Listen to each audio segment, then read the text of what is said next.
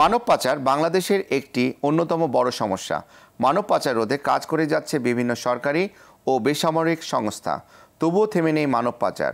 বেশিরভাগ ক্ষেত্রে মানব পাচারের শিকার হচ্ছে শিশু ও নারীরা। মানব পাচার রোধে প্রণয়ন করা হয়েছে মানব পাচার প্রতিরোধ ও দমন আইন 2012। কি আছে এই আইনে? এই আইন দ্বারা কি সম্ভব মানব পাচার রোধ করা, দোষীদের সঠিক বিচার করা? এই সকল বিষয় নিয়ে আরটিভির নিয়মিত আয়োজন আইন অধিকার। আপনাদের সঙ্গে আছি আমি barrister Mohammad Mahfuzur Rahman Milan, deputy attorney general for Bangladesh. আর এই বিষয়ে আলোচনার জন্য বিশেষজ্ঞ হিসেবে উপস্থিত রয়েছেন সুপ্রিম কোর্টের আইনজীবী ও deputy attorney general Khandaker Ershadul Bari, এবং সেই সাথে উপস্থিত রয়েছেন ঢাকা বিশ্ববিদ্যালয়ের আইন বিভাগের অধ্যাপক ডক্টর মোহাম্মদ নাজমুজ্জামান ভূঁইয়া। আপনাদেরকে আজকের অনুষ্ঠানে স্বাগত। শুভেচ্ছা টিভির দর্শক। ধন্যবাদ। শুরুতেই নাজমুজ্জামান স্যারের কাছে আসছে মানব পাচারের যে বর্তমান প্রেক্ষাপট বাংলাদেশে এবং যে চলমান আইন আছে মানব পাচার প্রতিরোধ ও দমন আইন 2012, এই আইনের আলোকে মানব পাচার হচ্ছে, সেটা আদৌ প্রতিরোধ করা সম্ভব কিনা? আমরা মানব পাচার বলতে এই মুহূর্তে যে ইস্যুটা নিয়ে ডিল করছি বা আমাদের যে আইনটা আছে বাংলাদেশে, এটা মূলত মানব পাচার বা ট্রাফিকিং ইন পারসন এই ইস্যুটা নিয়ে ডিল করে। বাট ট্রান্সন্যাশনাল যে ক্রাইমস আছে, অর্গানাইজড ক্রাইমস এর এখানে 3টা প্রোটোকল আছে। তার মধ্যে স্মাগলিং অফ মাইগ্রেন্টস বলে আরেকটা ইস্যু আছে, যেটা আসলে আমাদের এই আইন কভার করে না। হিউম্যান ট্রাফিকিং ইন পারসন যেটা আমরা বলছি, সেটার ভয়াবহতা সাধারণত আমাদের মতো যারা উন্নয়নশীল দেশ বা ইন এ সেন্স অনুন্নত দেশ যদি বলি, সেখানে অনেক বেশি ঘটে থাকে। উন্নত দেশে বিভিন্ন ধরনের এক্সপ্লয়টেশনের সুযোগ নিয়ে মানব পাচারের যে বিষয়টা এখানে আছে আমাদের এখানে, তো আমি যেটা একটু আগে ব্যাখ্যা করছিলাম, যে মানব পাচারের অন্যতম একটা এলিমেন্ট হচ্ছে এক্সপ্লয়টেশন, যেখানে এক্সপ্লয়েট করবার উদ্দেশ্যে এই হিউম্যান ট্রাফিকিংটা হয়ে থাকে ইন পারসন, যেটা হয়তো আমাদের আইন কভার করছে। কিন্তু এর বাইরেও বাংলাদেশে বিশাল একটা ঘটনা ঘটে যাচ্ছে, যেটাকে আমরা বলি যে স্মাগলিং অফ মাইগ্রেন্টস বা অভিবাসীদের যে স্মাগলিংটা ঘটে যাচ্ছে, তাদের যে পাচারটা হচ্ছে, যেখানে এক্সপ্লয়টেশন হয়তো থাকছে না, কিন্তু বহুলাংশে সেটা কিন্তু একটা আর্থসামাজিক অবস্থার প্রেক্ষিতে ঘটে যাচ্ছে।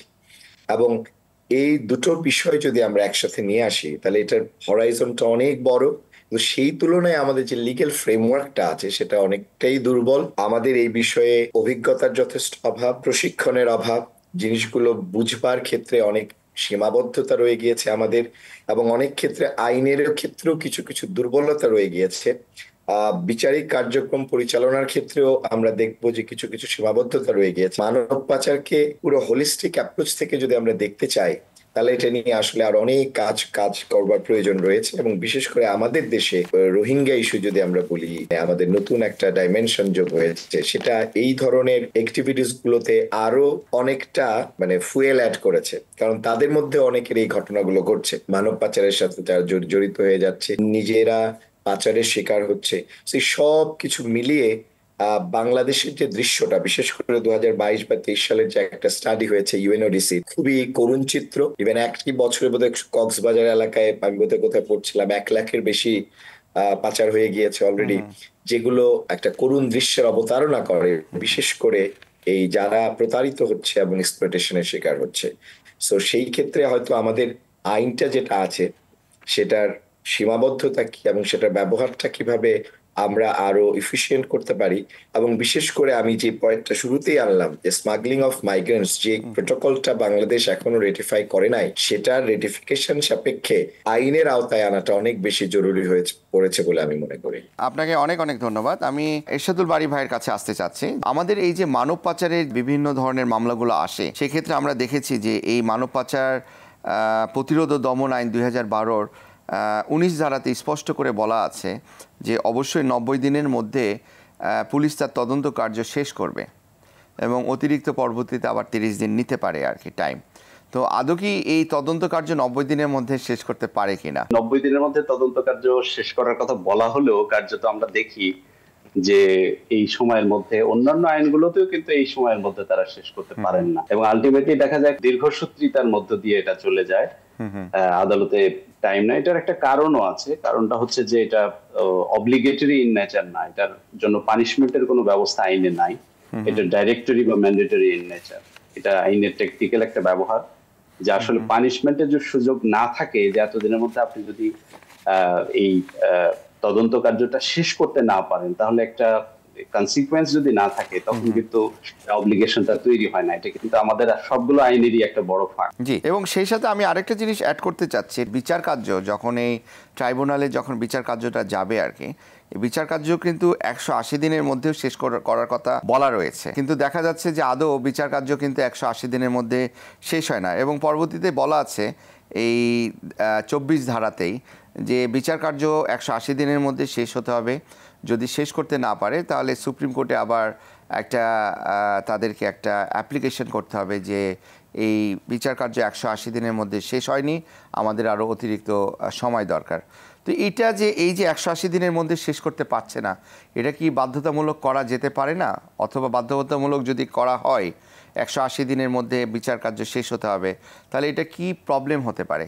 আমার কাছে মনে হয় বিষয়গুলো আমাদের প্রসিডিউরাল বিষয়গুলোর দিকে বেশি নজর দেওয়া হয়, যে শেষ করতে না পারলে এটা করতে হবে, এটা না হলে এটা করতে হবে, সুপ্রিম কোর্টের কাছে টাইম চেতে হবে। কিন্তু টাইম চাওয়ার পরেও যদি শেষ করতে না পারে, তার কনসিকুয়েন্সটা কিন্তু আমাদের আদালতে, আমাদের আইনে সঠিকভাবে আসে না। এটা আমার মনে হয় ঠিক করা জরুরি। জি, আমি একটু আবার নাজমুজ্জামান স্যারের কাছে আসতে চাচ্ছি আর কি, যে এই একই বিষয় নিয়ে আমি আপনাকে একটু কোশ্চেন করতে চাচ্ছি যে এই যে তদন্ত কার্য এবং বিচার কার্য ইনি স্পেসিফিক বলে দিচ্ছে তদন্ত কার্য 90 দিন, অতিরিক্ত 30 দিন নেওয়া যাবে, বিচার কার্য 180 দিন। এরশাদুল বারী স্যার উনি ওনার মতামত দিলেন আর কি, আপনার মতামতটা কি এই প্রেক্ষিতে? বাড়ি ঠিকই বলেছে যে জিনিসটা আমরা একটা সময়সীমা নির্ধারণ করে দিচ্ছি, কিন্তু সেই সময়সীমাটা মেনে না চললে কনসিকুয়েন্স কি সেটা কিন্তু আইনে উল্লেখ করা থাকে না, এবং না থাকবার কারণে জাজদের সবসময় একটা ডিসক্রিপশন অ্যাপ্লাই করবার সুযোগ থাকে। তো দেখা যায় আইনে 180 দিন বলা আছে, বাট 180 মাসও হয়ে যেতে পারে, দেখা যায় সেটা নিষ্পত্তি হচ্ছে না। এই জায়গাটা একটুখানি সীমাবদ্ধতা বা এটা 180 দিনে সম্পূর্ণ না হলে পরবর্তীতে করণীয় কি এবং কিভাবে এটা দ্রুত সময়ের মধ্যে করা যেতে পারে সেই দিক নির্দেশনাটা কিন্তু আসলে স্পষ্ট থাকে না। এইটা একটা কারণ যে কারণে এটা একটা ডিরেকশনের মতো কাজ করে, বাট ম্যান্ডেটরি কোনো প্রভিশন হিসেবে আসলে কাজ করে না, যেহেতু কনসিকুয়েন্স বলা থাকে। দ্বিতীয় জিনিস হচ্ছে এই মামলাগুলোর ক্ষেত্রে আমি স্পষ্টভাবেই বলবো যে এটা একটা স্পেশাল ইস্যুস এবং একটা স্পেশালাইজড সেকশন, যেই জায়গাটায় লয়ার থেকে শুরু করে জাজদের প্রশিক্ষণের ব্যাপারে আছে। কারণ অনেকগুলো ক্ষেত্রে এই ইস্যুটা ডিল করবার জন্য প্রপার ট্রেনিং আছে কিনা, কারণ আমি এই যে বললাম মানব পাচার আর অভিবাসী চোরাচালান বা অভিবাসী পাচার, এর মধ্যে পার্থক্য কি এটা বোঝাটাও মুশকিল হয়ে যায়। মামলাগুলো কোনটা মানব পাচারের এখানে আসবে, কোনটা আসবে না, আদালতগুলোর কিছু সীমাবদ্ধতা থেকে যায় যেগুলো মামলার দীর্ঘসূত্রিতা তৈরি করে। জি, আপনাকে অনেক অনেক ধন্যবাদ।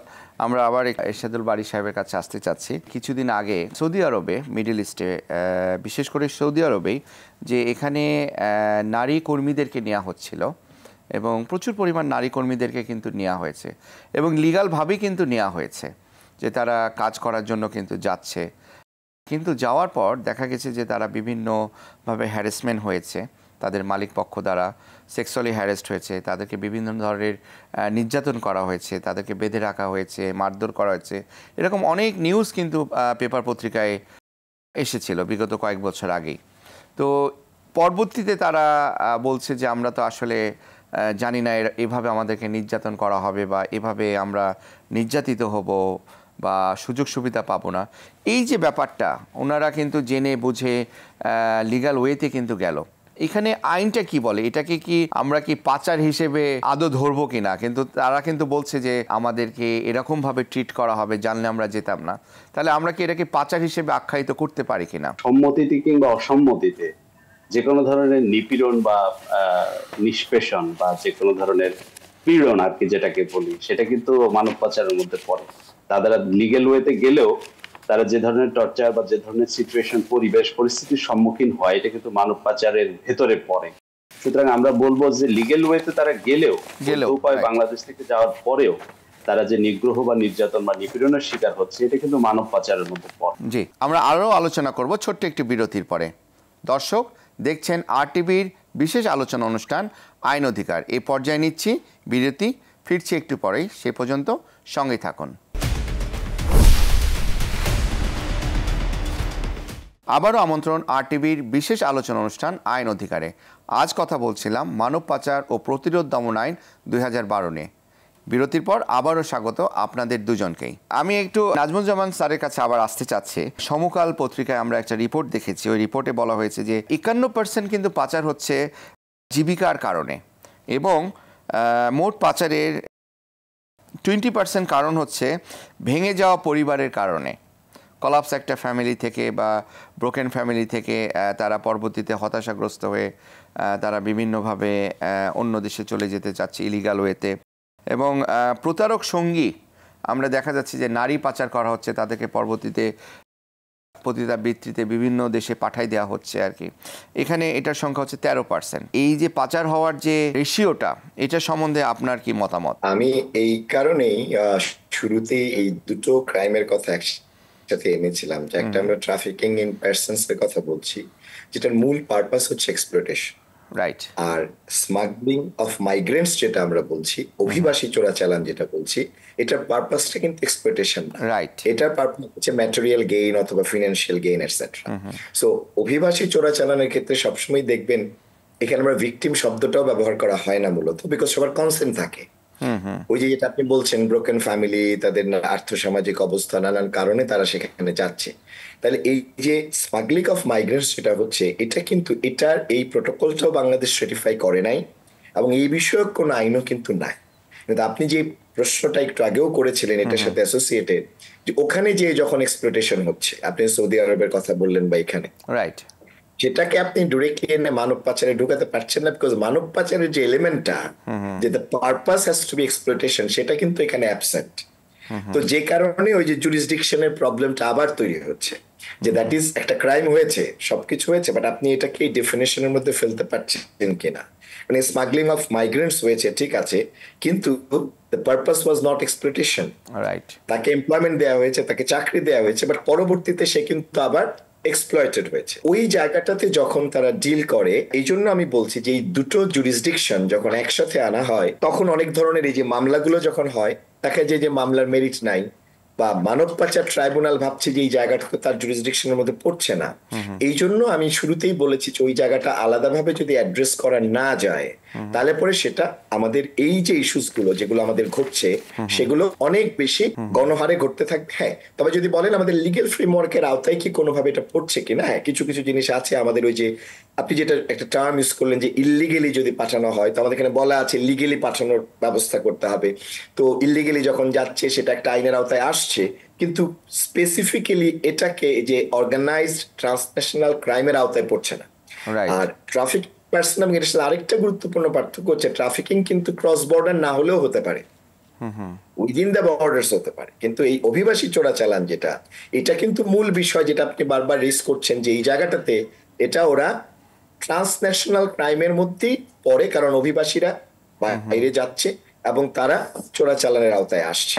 আমি মনে করি ওই প্রোটোকলটা রেটিফাই করা এবং ওই জায়গায় আইনি একটা লিগ্যাল ফ্রেমওয়ার্ক তৈরি করাটা অনেক বেশি জরুরি। এই পিসমিল বেসিসে ডিল করার চাইতে এই দুটোই যখন একটা লিগ্যাল ফ্রেমওয়ার্কের আওতায় আসবে এবং এই বিষয়ে যখন যথাযথভাবে ডিল করবার সুযোগ তৈরি হবে, তখন অন্তত এর সংখ্যা বা রেশিওটা অনেকখানি কমে যাবে বলে আমি মনে করি। জি, আপনাকে অনেক অনেক ধন্যবাদ। আমি আবার এরশাদুল বারী সাহেবের কাছে আসছি। আমরা দেখেছি যে সারা বিশ্বে 2.5 কোটি মানুষ কিন্তু পাচার হচ্ছে। বাংলাদেশে এরকম কোনো নির্দিষ্ট হিসাব না থাকলেও একটা হিসাবে আসছে যে প্রতি বছর মধ্যপ্রাচ্যে এই হিসাবটা শুধুমাত্র আসছে যে 20,000 মানুষ পাচার করা হচ্ছে। এই সংখ্যাটা আনঅফিসিয়ালি এটা আরও অনেক বেশি হতে পারে।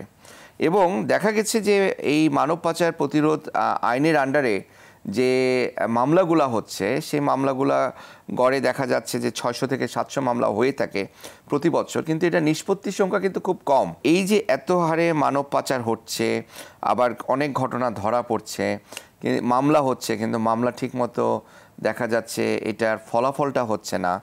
অনেকে ফ্রাস্ট্রেটেড হয়ে তারা নেগোসিয়েশনে চলে যাচ্ছে, মামলা উইথড্র করে ফেলছে, সমঝোতায় চলে যাচ্ছে। তো এটার প্রতিকারটা কোথায়? আপনি জানবেন যে মানব পাচার প্রতিরোধ ও দমন আইনের কিন্তু বিধিটা কিন্তু 2017 সালে প্রণয়ন করা হয়েছে। তার মানে একটা বিধি প্রণয়ন করতে আমাদের অনেক বছর সময় লেগেছে। আরেকটা বিষয় হচ্ছে এই আইনে কিন্তু 19 ধারায় একটা বিষয় বলা আছে, যেটা আপনি খেয়াল দেখবেন যে ফার্স্ট ইনফরমেশন রিপোর্ট বা এজাহার দায়েরের পূর্বে পুলিশের কিন্তু একটা প্রতিরোধমূলক অনুসন্ধান, যেটাকে ইংরেজিতে আমরা প্রোঅ্যাক্টিভ এনকোয়ারির কথা বলি, এই আইনের যে উদ্দেশ্য সেটার সাথে এই বিষয়টি খুবই সঙ্গতিপূর্ণ এবং খুবই রিলেভেন্ট। সেটা হচ্ছে যে এফআইআর এর পূর্বেও কিন্তু তারা প্রোঅ্যাক্টিভ একটা এনকোয়ারি করতে পারে, কারণ এইটা তো অহরহ ঘটছে, আমাদের বর্ডারে ঘটছে, বর্ডারের ভেতর থেকে ঘটছে। এমন একটা পরিবেশ পরিস্থিতি তৈরি করা হয় বল প্রয়োগ করে হোক, অথবা এমন পরিবেশ তৈরি করা হয় যে কারণে আসলে তাদেরকে বাইরে যেতে বাধ্য করা, যেটা আপনি বলছিলেন যে মিডল ইস্টে অনেক শ্রমিক আমাদেরকে পাঠানো হয়, যে যারা পরবর্তীতে যাওয়ার পরে অভিযোগটা কিন্তু করে, এবং সেই অভিযোগের ধরন দেখে বোঝা যায় তারা আসলে পরিস্থিতির শিকার, যেটা কিন্তু এই আইনে বলছে যে এই ধরনের পরিস্থিতির শিকারটাও আসলে মানব পাচারের ভিতরে পড়ে। এই ঘটনাগুলো তদন্ত করতে গিয়ে যে ধরনের একটা যে বিষয়গুলো সামনে আসে তদন্তকারী কর্মকর্তাদের, সেটা হচ্ছে যে অনেকেই আসলে মামলাটা মানব পাচার ইস্যু হিসেবে মামলাটা করে না। ধরেন আমি ফর এক্সাম্পল বলি, কেউ ইটালিতে তার একজন আত্মীয়কে পাঠিয়েছে, পাঠানোর পরে তার হয়তো কাজ পছন্দ হয়নি, 1 মাস 2 মাস থেকে চলে আসছে, আসার পরে যেই লোক যার মাধ্যমে ভিসা বা সংশ্লিষ্ট কাগজপত্র প্রেরণ করেছে তাদের বিরুদ্ধে মামলা ঠুকে দিচ্ছে। 420 মামলা তো বেইলেবল অফেন্স, এইটা তো জামিনযোগ্য এবং খুব সহজে বের হয়ে আসা যায়, শাস্তিও কম।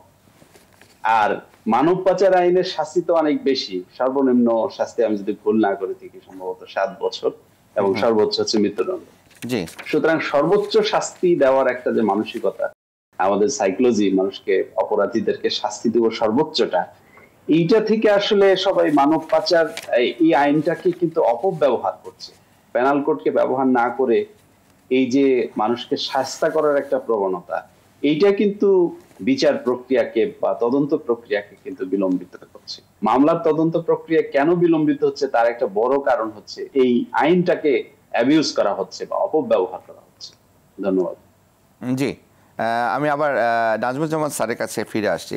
আমরা যদি দেখি যে সরকারের তরফ থেকে আসলে এটা দেখা যায় যে প্রবাসী কল্যাণ ও বৈদেশিক কর্মসংস্থান মন্ত্রণালয়, তারাই মেনলি কিন্তু বৈধভাবে মানুষ রিক্রুইট হচ্ছে কিনা, বৈধভাবে বিদেশে যাচ্ছে কিনা, অথবা কর্মসংস্থান পরিধি আরও ব্যাপক হারে বাড়ানো যাচ্ছে কিনা, তারা এটা মেনলি এটা দেখাশোনা করে থাকে এবং তারা বিভিন্ন দেশের সাথে চুক্তি করার চেষ্টা করে থাকে। তো এভাবে যদি দেখা যায় যে গভর্নমেন্ট থেকে যদি বিভিন্ন দেশে আমরা যদি রিক্রুইট করতে পারি আর কি, তাহলে কিন্তু পাচারের সংখ্যাটা কিন্তু অনেকটা কমে যাবে। এবং অনেকের কিন্তু একটা স্বপ্নও থাকে যে আমি বিদেশে যাব। তারা তো আসলে প্রতারক চক্রের কাছে পড়ে যায়, একটা স্বপ্ন দেখে, কিছু টাকা দিয়ে দেখে যে আসলে তাদেরকে খুঁজে পাওয়া যাচ্ছে না বা যেখানে পাঠানোর কথা সেখানে পাঠাচ্ছে না। তাহলে এখানে সরকারের কি ভূমিকা থাকতে পারে, আপনার কি মনে হয়? সরকারের করণীয় কি আছে? অত্যন্ত গুরুত্বপূর্ণ একটা বিষয় হচ্ছে আমরা মানব পাচারে বা ওই যে যেটা বলেছিলেন স্মাগলিং ইন পার্সনটা ঘটছে এই কারণে। আপনি যেটা বললেন সবার স্বপ্ন আছে, আশা আছে, তাদের উন্নত জীবনযাপনের সবকিছু, যে কারণে কনসেন্ট দিয়েই কিন্তু তারা আলটিমেটলি যে এগুলোর ভিতরে পড়ছে। সরকারের যেটা সবচেয়ে গুরুত্বপূর্ণ যে আমি যাকে পাঠাচ্ছি আমাকে স্কিলড ম্যান পাওয়ার পাঠানোর জোর দিতে হবে।